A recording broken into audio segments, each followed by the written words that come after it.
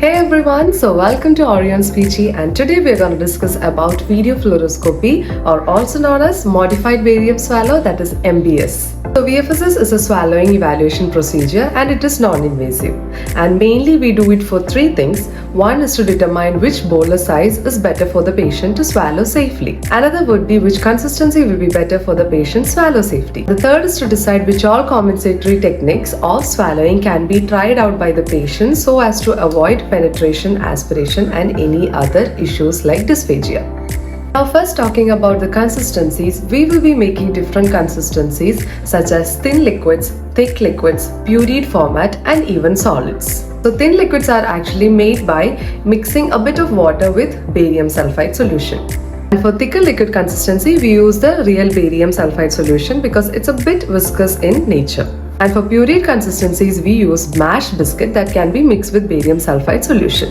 And for solids, in most cases, we use a quarter of a biscuit or even half, whatever the patient can bite and chew at the same time.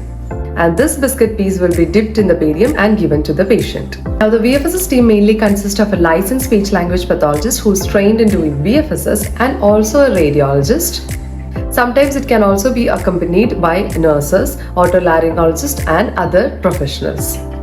Now for viewing the patient radiologically, there are two views that we use. One is lateral view and the other one is anterior-posterior view.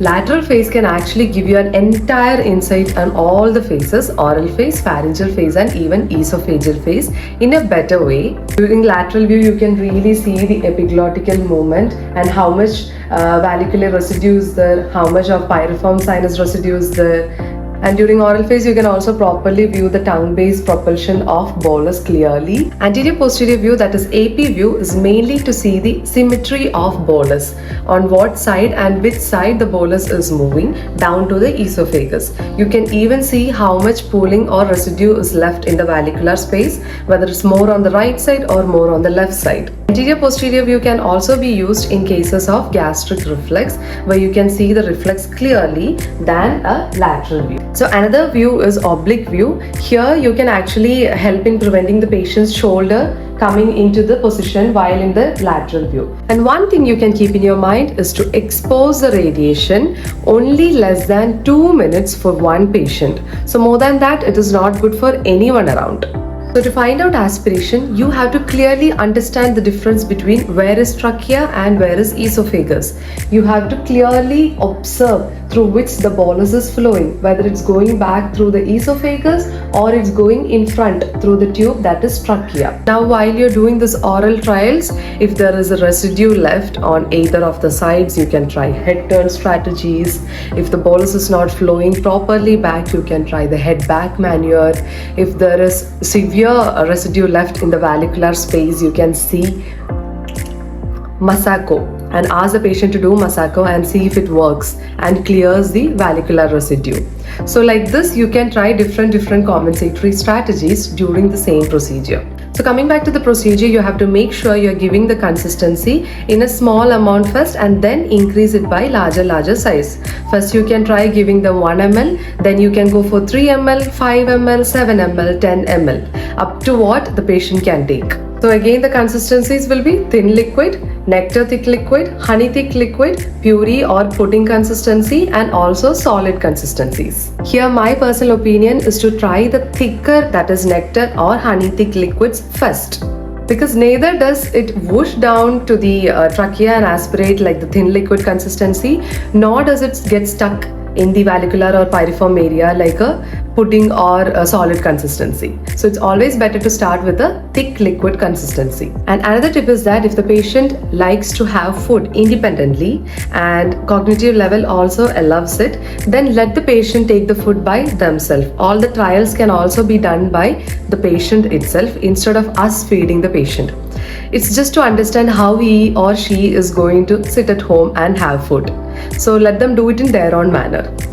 Now if you see the patient aspirating or penetrating, one scale that we use is PAS scale, that is penetration aspiration severity scale. And with this scale, you can actually convey to other fellow SLPs whether the patient have aspirated or penetrated the bolus of feed before swallowing voluntarily or while swallowing or post swallow. Now while doing VFSs, and if the patient is aspirating, you have to make sure that you know the amount of food that is aspirated or penetrated. What consistency of food are they aspirating or penetrating?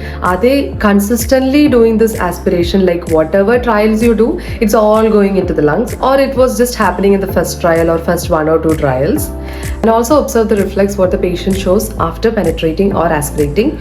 Did he or she throat clear or cough it out, or coughed but nothing went out, everything went back to the trachea itself, or there was no reaction at all? It might be silent aspiration. Post aspiration, we can also sort out what the patient's voice quality was. Was it a wet voice quality, gurgly one, or a dry normal voice quality?